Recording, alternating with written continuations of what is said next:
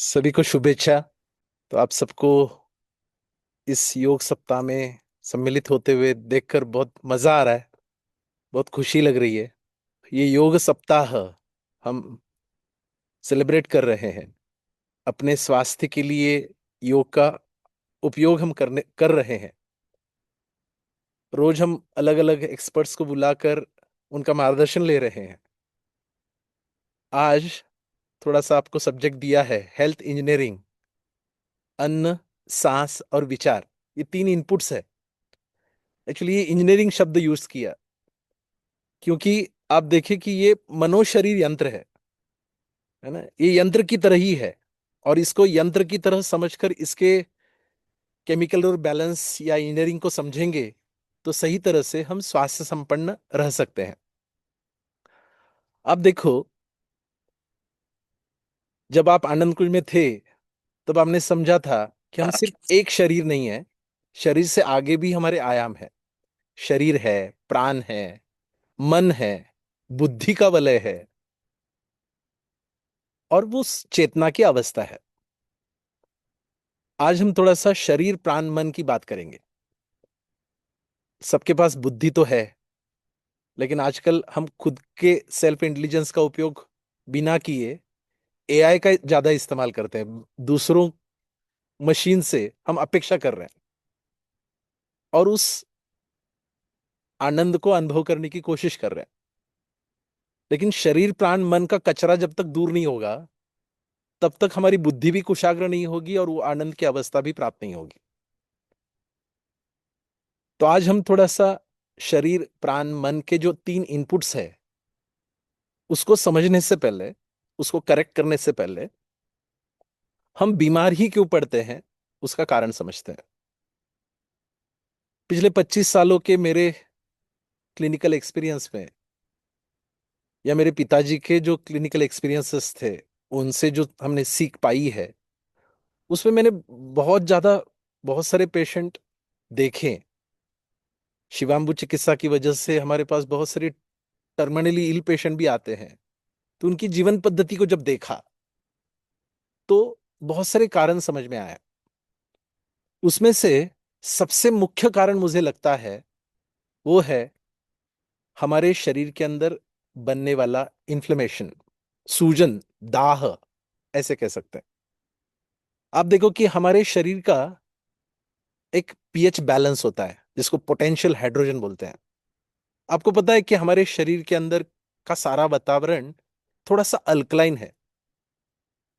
Generally जब acidic और alkaline की बात करते हैं तो जनरली एक स्केल पकड़ते हैं 0 to 14। यानी 14 यानी सबसे ज्यादा अल्कलाइन, 0 यानी सबसे ज्यादा एसिडिक, उसका मिड आता है 7।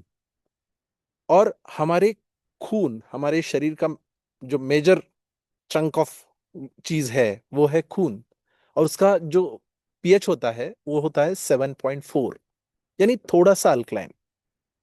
लेकिन जब ये 7.4 से नीचे खिसकने लगता है तो हमारा शरीर एसिडिक बन जाता है। अब देखो, हमारे शरीर के अंदर का वातावरण सब अल्कलाइन इन नेचर है। जैसे हमारे आंसुओं की टेस्ट क्षारीय है, हमारी पसीने की टेस्ट क्षारीय है, हमारे शिवाम्बु की टेस्ट क्षारीय है, इवन हमारे खून की टेस्ट क्षारीय है। कभी किसी का खून पिया है? नहीं पिया है। लेकिन आप जानते हैं कि ये क्षारीय है, यानी मेरे शरीर का अंदर का वातावरण सब क्षारीय है। अगर वो एसिडिक होने लगे, एसिडिक क्यों हो जाता है? अरबट चरबट खाते हैं, भूख नहीं है फिर भी खाते हैं, बहुत ज्यादा पका पकाया अन्न खाते हैं, मसालेदार अन्न या बहुत ज्यादा नॉन वेजिटेरियन फूड खाते हैं। इवन आप हर समय एक जगह बैठे बैठे रहते हैं, आपके फेफड़ों की ऑक्सीजन लेने की कैपेसिटी कम हो जाती है, शरीर के अंदर बहुत ज्यादा कार्बन डाइऑक्साइड संचित हो जाता है, या फिर मन हमेशा तनाव में रहता है, हर समय नकारात्मक विचार आते हैं, तो हमारे शरीर का खून का बैलेंस बिगड़ जाता है और हम एसिडिक होने लगते हैं। शुरुआत आम्ल पित्त से होगी, धीरे धीरे आपके आंतों में खराबी आएगी, कॉन्स्टिपेशन शुरू हो जाएगा। फिर धीरे धीरे ये शरीर के अंदर सारा इन्फ्लेमेशन बढ़ने लगता है और शरीर के अंदर ये दाह पैदा करता है और यही क्या है, बहुत सारी बीमारियों का कारण है। आप देखो कि जैसे ही पीएच बिगड़ता है, हमारे शरीर के अंदर इन्फ्लेमेशन आता है, सूजन आता है।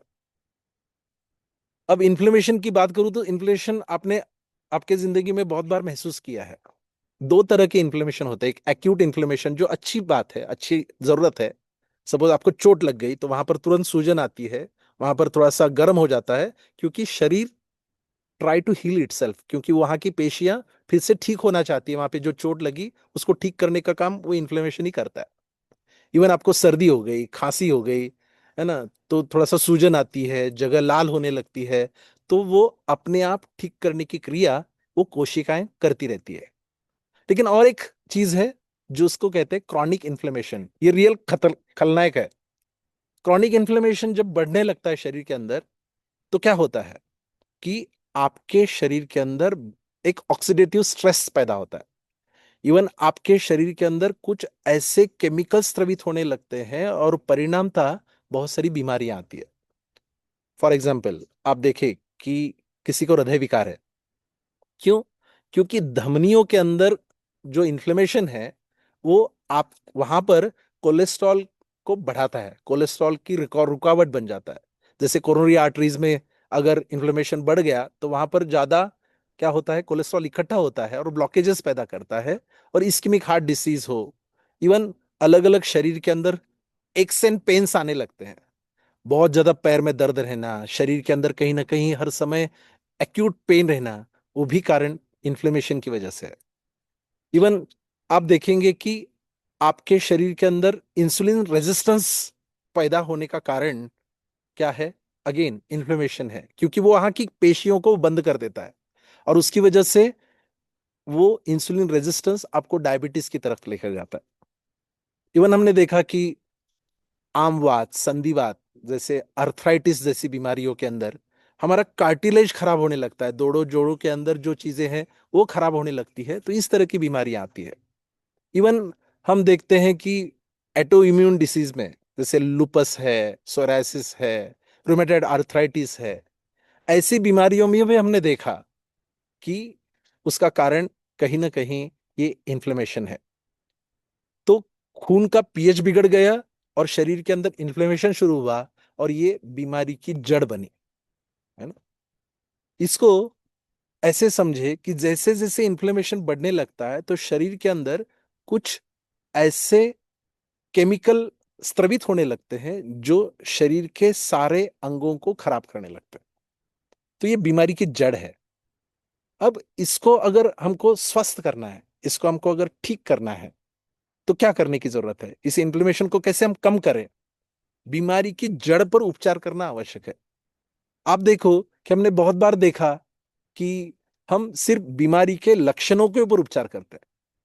इस्केमिक हार्ट डिसीज आ गया तो हमने एंजियोप्लास्टी कर ली, बाईपास कर लिया, डायबिटीज के लिए दवाई खा ली, है ना।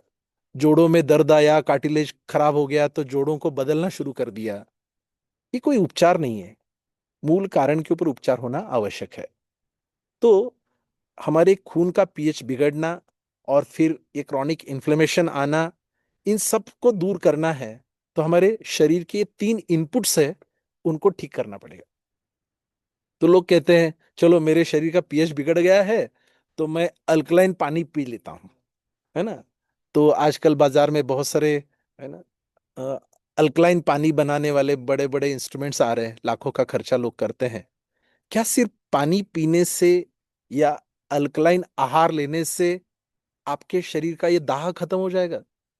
बिल्कुल नहीं। इसके लिए थोड़ा सा इस शरीर प्राण मन के मैकेनिज्म को हम समझेंगे। आप देखो, बहुत बार आप अच्छा अच्छा खाते हैं लेकिन सांस ठीक तरह से नहीं लेते हैं। बहुत ही नेचुरल फूड ले रहे हैं लेकिन आपकी सांस ठीक नहीं है, एक जगह बैठे बैठे सेडेंटरी लाइफस्टाइल है, तो क्या होगा कि आपके फेफड़ों की ऑक्सीजन लेने की कैपेसिटी कम हो जाती है, और इन टर्न इतर अवयव, इतर ग्रंथियों की जो ऊर्जा की जरूरत है वो पूरी नहीं होती है। आप सभी ने कभी कार चलाया होगा, कभी मोटरसाइकिल चलाई होगी, उसमें कुछ बिगाड़ आता है तो हम मैकेनिक के पास जाते हैं। अब मैकेनिक के पास जाते हैं तो जैसे ही उस इंजन में खराबी को चेक करने के लिए पहले वो क्या चेक करता है? लोग कहेंगे कार्बोरेटर चेक करता है। लेकिन आपको पता है कार्बोरेटर चेक करने से पहले वो और एक चीज देखता है, वो है एयर फिल्टर। हर एक की गाड़ी में एक एयर फिल्टर होता है। वो कभी कभी बहुत ज्यादा धूल में गाड़ी घूमने की वजह से बहुत ज्यादा क्लॉग हो जाता है, तो पहले वो एयर फिल्टर निकालेगा और उसको झाड़ेगा, और फिर उसको फिर से फिट करेगा या एयर फिल्टर बदल देगा। देखो उस गाड़ी के अंदर क्या मैकेनिज्म है, कार्बोरेटर है। उस इंजन को चलाने के लिए, उस इंजन इंजन को ईंधन सप्लाई करने के लिए वो कार्बोरेटर है। वो क्या कर रहा है, सिर्फ फ्यूल को कंबस नहीं कर रहा है, फ्यूल को जलाकर उससे ऊर्जा प्राप्त नहीं कर रहा है। आपके गाड़ी के अंदर एयर फिल्टर ब्लॉक हो तो आप कितना भी बढ़िया ईंधन डालते जाए, आपकी गाड़ी माइलेज नहीं देने वाली है, ऊर्जा नहीं पैदा करने वाली है। यानी हम खाना तो खा रहे हैं लेकिन सांस ठीक तरह से नहीं ले रहे हैं। उस कार्बोरेटर के अंदर जब एक तरफ से फ्यूल आता है तो दूसरी तरफ से एयर आती है, ऑक्सीजन आता है। और पर्याप्त मात्रा में जब ऑक्सीजन होगा तभी जाके उस फ्यूल को बर्न किया जा सकता है, उससे ईंधन प्राप्त किया जा सकता है ना, उससे ऊर्जा प्राप्त की जा सकती है। तो ऐसे में आपको ये देखना है, सिर्फ खाना खाना काफी नहीं है, अल्कलाइन खाना खाना काफी नहीं है, उसके साथ साथ आपके फेफड़े पूर्ण क्षमता से सांस ले और आपके शरीर के अंदर एक्यूमुलेटेड कार्बन डाइऑक्साइड बाहर निकाले। ये बहुत ही महत्वपूर्ण है। बहुत सारे लोग न्यूट्रिशन की बात करते हैं, मैं इतना खाता हूं, मैं डाइटिशियन से ये सलाह लेता हूं, इस तरह का न्यूट्रिशन, मेरे न्यूट्रिशन फूड में ले रहा हूं। एक्चुअली व्हाट इज न्यूट्रिशन, इस न्यूट्रिशन को थोड़ा समझना जरूरी है। आप देखो कि आप जो अन्न खा रहे हैं कितना ठीक तरह से चबा चबा के खा रहे हैं, स्क्रीन को ऑफ करके खा रहे हैं। उसके अंदर कितना सलावा मिक्स हो रहा है, फिर वो अन्न आपके जठर के अंदर जा रहा है, उसके अंदर बहुत सारे स्त्राव स्रवित हो रहे हैं, उस अन्न का ठीक तरह से विघटन हो रहा है। आगे वो चीज आपके छोटे आंत के अंदर जा रही है, वहां पर वो सारी चीजें एब्सॉर्ब हो रही है, उसका कन्वर्शन क्या हो रहा है, खून के अंदर हो रहा है। अब आप देखो कि जो आपने अन्न खाया उसका एब्सॉर्प्शन आपके आंतों के अंदर हुआ, उसका कन्वर्शन एक फूड ग्लूकोज में होता है, और ये फूड ग्लूकोज का संयोग आपने लिए हुए ऑक्सीजन के साथ होता है। और जब इस तरह से ये संयोग होता है तो हीमोग्लोबिन बनता है।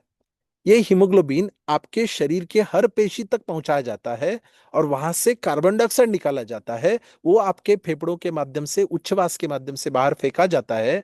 इन टोटलिटी इसको न्यूट्रिशन कहते हैं। यानी सिर्फ खा लिया यानी न्यूट्रिशन हुआ, ऐसे नहीं है।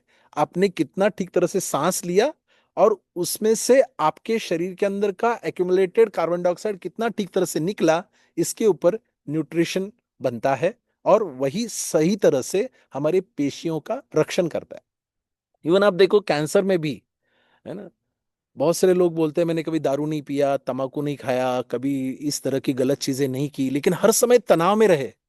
और ये तनाव में रहे तो आपके शरीर के अंदर कार्टिसोल जैसा हर समय हार्मोन स्रावित होता रहा, और वो भी क्या है, इन्फ्लेमेशन का कारण बनता है। आपकी पेशी पेशी जो है, कोशिकाएं हैं, उनका डीएनए को नुकसान पहुंचता है, और वो पेशियां क्या हो जाती है, विकृत तरीके से बढ़ने लगती है, और कैंसर कैंसर का रीजन बन जाती है।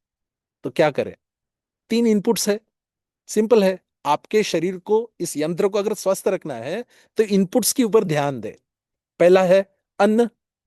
आपका शरीर सप्त धातुओं से बना है, हड्डी, मांस, रक्त, मेद, रस, वीर्य, शरीर के अंदर है। इसको ठीक रखने के लिए अन्न चाहिए। अब वो अन्न कैसे होना चाहिए, शुद्ध होना चाहिए, संतुलित होना चाहिए।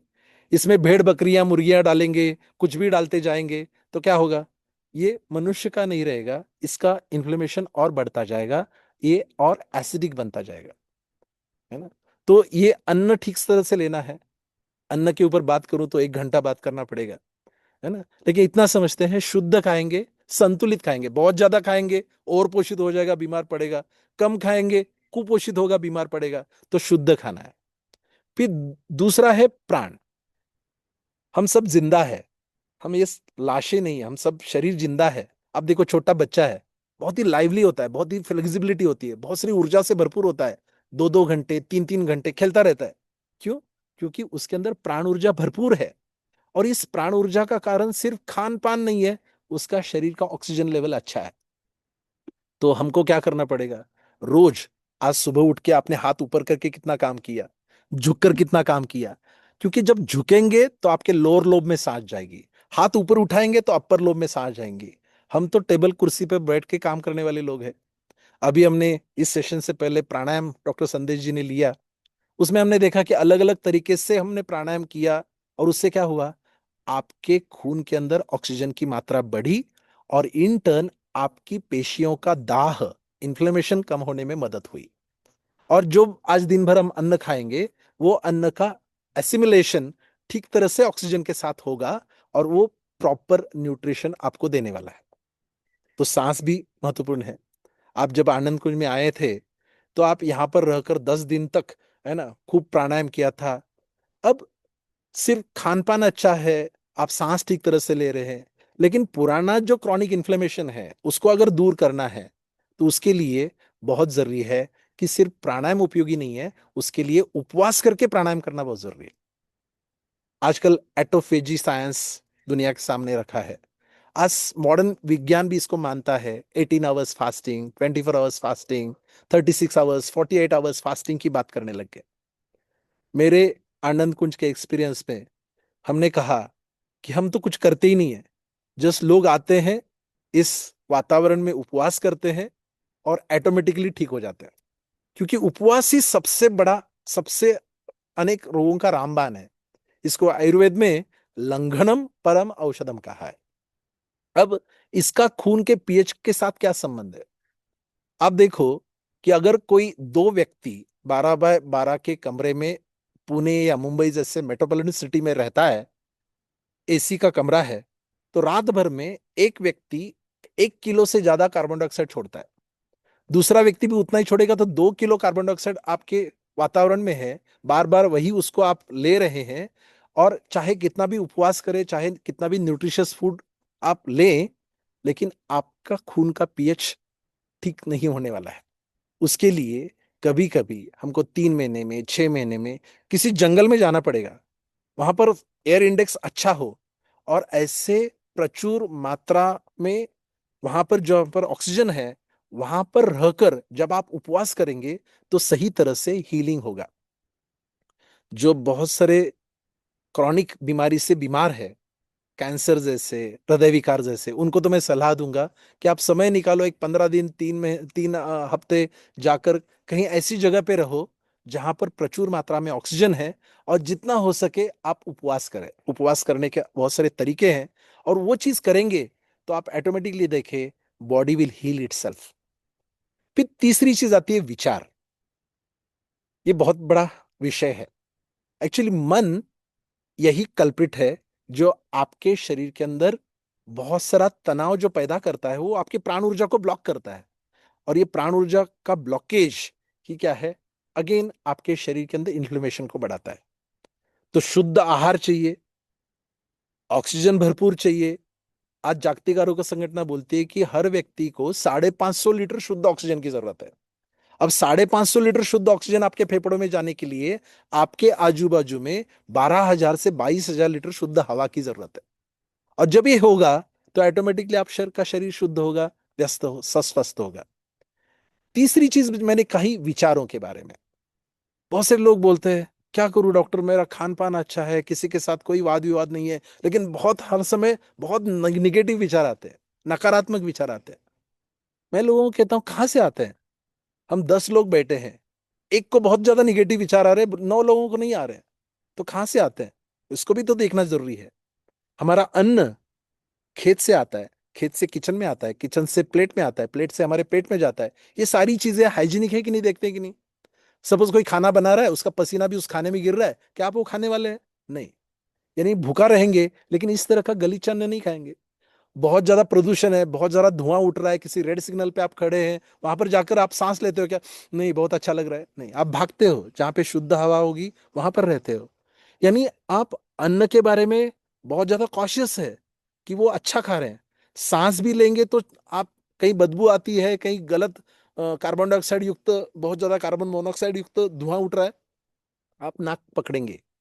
लेकिन मन के अंदर विचार कहां से आ रहे हैं? अगर अन्न बाहर से आ रहा है, सांस बाहर से आ रही है, तो विचार भी तो बाहर से आ रहे हैं। लेकिन ये विचार कहां से आते हैं, ये अगर समझ में आ जाए और वहां पर अगर करेक्शन करें, तो हम स्वस्थ हो सकते हैं।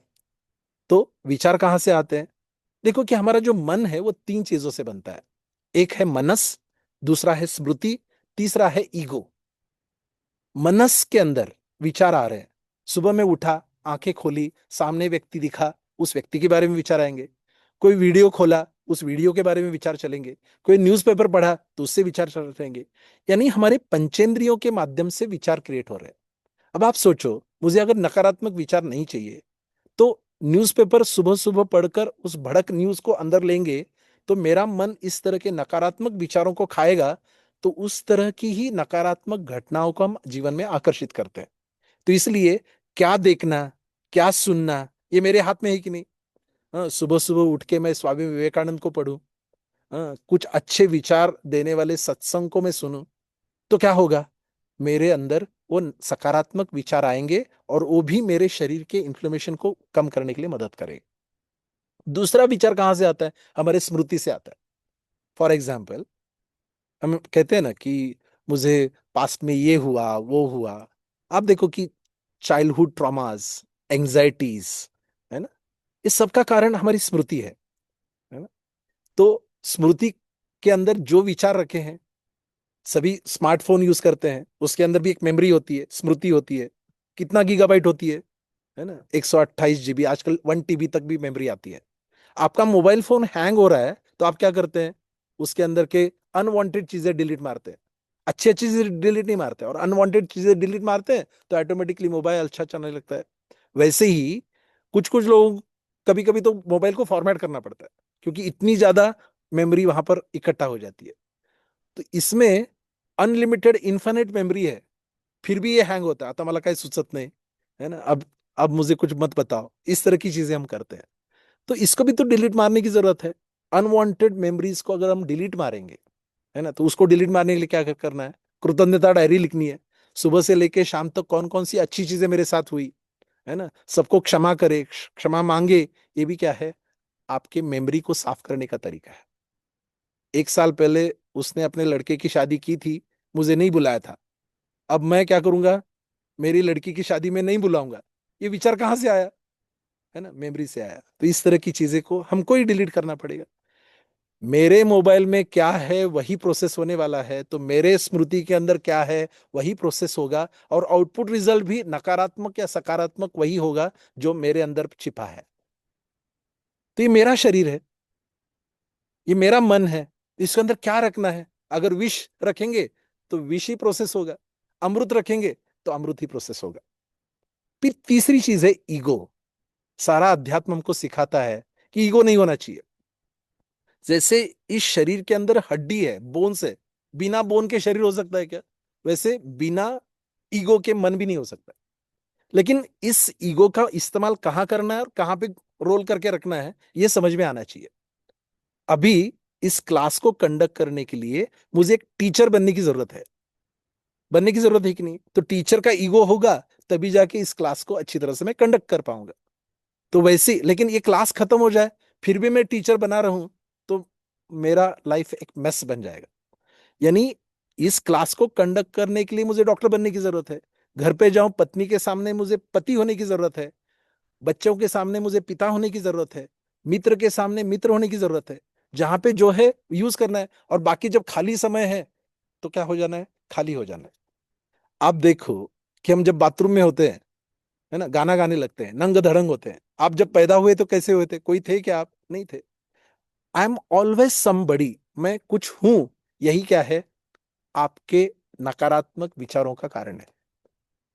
असल में आप कुछ नहीं हो, नंग धड़ंग आए थे, नंग धड़ंग जाने वाले हो, है ना। जब अकेले होते हो तो ऐसे रहो, आप कुछ हो ही नहीं। आई एम नो बडी, जो भी है सब उसकी सत्ता है ना, जो भी होगा उसकी मर्जी से होगा। जब इस तरह के सकारात्मक विचारों के लिए इन तीन चीजों की शुद्धि करते हैं, यानी आपका मनस, आपकी स्मृति और आपका ईगो जब शुद्ध होगा, तो ऑटोमेटिकली क्या होगा, सकारात्मक विचारों का खाना शुरू हो जाएगा। यानी अन्न शुद्ध हुआ, सांस शुद्ध हुई, विचार शुद्ध हुए, ये तीन इनपुट शुद्ध हुए, तो आउटपुट रिजल्ट क्या आएगा, आउटपुट रिजल्ट आएगा संपूर्ण स्वास्थ्य। ये तीन शुद्धियां करो, आप देखेंगे संपूर्ण स्वास्थ्य आपका जन्मसिद्ध अधिकार बनेगा। तो आज हमने इस हेल्थ इंजीनियरिंग को समझा है। यहां पर आकर जो आपने सेवा का मौका दिया, इसके लिए बहुत बहुत धन्यवाद है। डॉक्टर संदेश और डॉक्टर प्राची को भी हम इस वक्त धन्यवाद देंगे, क्योंकि उन्होंने ये सारी टेक्नोलॉजी का उपयोग करके आपके साथ रूबरू होने का मौका आज यहाँ पर मिला है। तो ये सप्ताह और ऐसे ही चलता रहेगा। तो इस योग को अपने जीवन में अनुभव कर रहे हैं, जीवन को एक उत्सव की तरह बनाए, है ना। हम मनुष्य होकर पैदा हुए हैं, life is a celebration, every day we have to celebrate with the yoga.